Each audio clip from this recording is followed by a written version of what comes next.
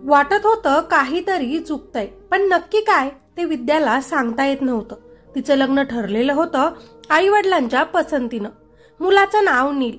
तो software engineer, स्थिर नोकरी, चांगला स्वभाव, चांगलं घर, सगळं काही परफेक्ट.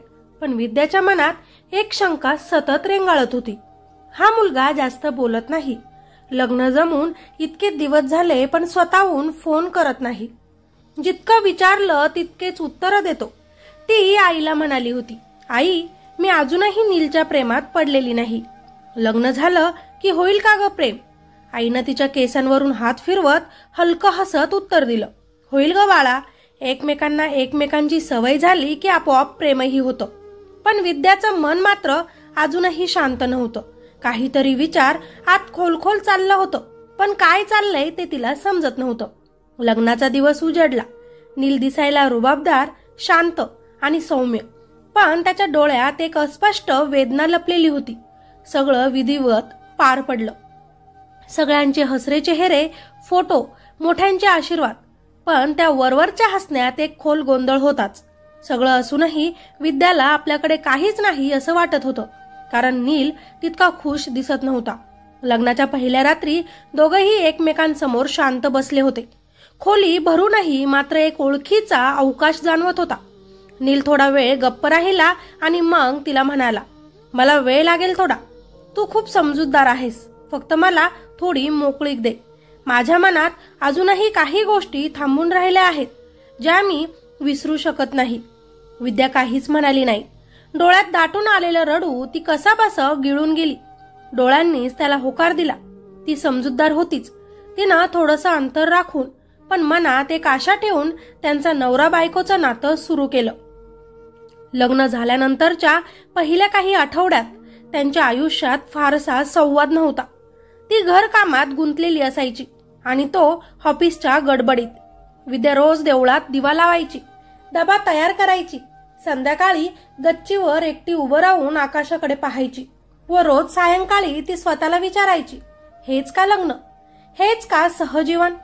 नील कामात बुडेलेला असायचा, पण त्याचे डोळे सतत काहीतरी शोधत असल्यासारखे वाटायचे. तो शरीराने इथे होता, पण मनाने कुठेतरी दूर हरवलेला. एक दिवस विद्याला नीलच्या कपाटात एक जुनी डायरी सापडली. त्यात एकच नाव पुन्हा पुन्हा लिहिलं होतं, आर्या. ती रात्र विद्यासाठी अस्वस्थतेची होती. दुसऱ्या दिवशी तिनं नीलला विचारलं, नील, कोण होती ही आर्या? नील थोडा वेळ गप्प राहिला. डोळ्यांत एक वेदना झळकली. मग शांतपणे म्हणाला, ती माझं पहिलं आणि शेवटचं प्रेम होती विद्या. कॉलेजमध्ये आम्ही खूप जवळ होतो. एकमेकांच्या स्वप्नांमध्ये जगायचो. पण काही गोष्टी घडल्या आणि एका दिवसात ती गेली. तिने आत्महत्या केली आणि माझं आयुष्य तिथे चढलं. सगळं काही होत्याचं नव्हतं झालं. मी पुढे तर आलो, जगतोय, पण माझे मन अजून तिच्याच पायऱ्यांवर बसून आहे. माफ कर, मी तुला ते स्थान दिलंच नाही. त्याचं बोलणं ऐकून विद्याचं मन मोडलं, पण त्याच क्षणी तिच्या डोळ्यात एक नवा निश्चयही होता. तिनं त्याचा हात हळूच हातात घेतला आणि म्हणाली, मी इथेच आहे, तुझ्या जवळच. आज, उद्या आणि जेव्हा तुझं मन रिकामं होईल तेव्हा मी त्या जागेवर प्रेमाने उभी राहीन, तुझी साथ देईन. त्या रात्रीनंतर त्यांचं नातं हळूहळू बदलू लागलं. मित्र मैत्रिणींसारखे ते एकमेकांसोबत बोलू लागले. नीलने विद्याला गप्पांमध्ये सामावून घ्यायला सुरुवात केली. तिच्या आवडीनिवडी जाणून घ्यायला लागला. दोघंही धरणावर फिरायला जायचे. तिथे ती पहिल्यांदाच नील समोर पावसात भिजली होती. केसांतून पाणी ओघळत असतानाच ती नीलला म्हणाली, कधी कधी जुन्या आठवणींच्या जागी नव्या आठवणी रुजल्या तर जुनं विसरायला सोपं जातं नील. नील तिच्याकडे पाहत राहिला. पहिल्यांदा त्याच्या डोळ्यात एक हसू उमटलं. तो हसला आणि त्याला स्वतःचं हसूही नवीन वाटलं.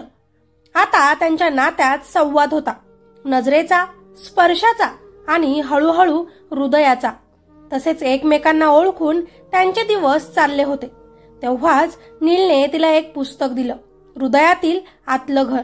त्यांच्या पहिल्या पानावरच लिहिलं होतं, तू माझ्या मनाच्या बंद दरवाजावर टकटक केलीस विद्या, आणि मी ते पहिल्यांदाच कुणासाठी उघडलं.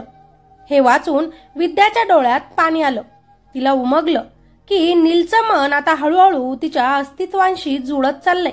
तो आता माझ्याकडे झुकतोय. त्याच्या मनात मी जागा निर्माण केली. पण अजून त्यांच्या नशिबाची एक परीक्षा बाकी होती. एके दिवशी विद्येचा मोठा अपघात झाला. डोक्याला गंभीर जखम झाली आणि आयसीयू मध्ये ती होती. नील मात्र फार घाबरला होता. तिला गमावण्याची ताकद आता त्याच्यात नव्हती. नील 3 दिवस तिच्या उशाशी बसून होता. काही खाल्लं नाही, झोपला नाही. फक्त तिचा हात आपल्या हातात घट्ट धरून ठेवला. मी तुला कुठे जाऊन देणार नाही, असंच मनाशी तो म्हणत होता. रडत रडतच तिच्यासोबत तो बोलायचा. विद्या, आता तुझ्याशिवाय काहीच उरलेलं नाही आयुष्यात माझ्या. मी खरंच पुन्हा प्रेम करू शकलो कारण तू प्रेम कसं करायचं ते मला शिकवलंस. आता माझा प्रत्येक श्वास फक्त तुझ्यासाठीच आहे. त्यामुळे लवकर बरी हो आणि आपल्या घरी चल. आपला संसार नव्यानं सुरुवात करूया. कधी तू कधी मी एकमेकांना समजून घेऊया. ती 3ऱ्या दिवशी डोळे उघडते. त्याच्याकडे हळूच पाहून म्हणते, माझं प्रेम तुला उशिरात समजलं, पण मी वाट पाहिली. कारण खरं प्रेम नेहमीच वाट पाहतं. मीही लग्नानंतरच तुझ्या प्रेमात पडले. आई म्हटली होती की लग्नानंतरच प्रेम होतं. माझं झालं तुला बघून, तुझ्या सवयी बघून, तू केलेला माझा रिस्पेक्ट बघून. तेव्हा नील म्हणतो, माझंही प्रेम माझ्यावर असणारा विश्वास बघून तुझ्यावर झालं. त्या दिवसानंतर नील दररोज सकाळी तिला एक शेर म्हणायचा. तू जेव्हा हसतेस तेच माझ्या प्रत्येक दुःखावरचं औषध आहे. त्या घरात पुन्हा देवासारखी शांतता नांदली. स्वयंपाकघरात हसणं आणि गच्चीवर एकत्र जाऊन चहा प्यायचं नवं आयुष्य, नवीन संसार सुरू झालं.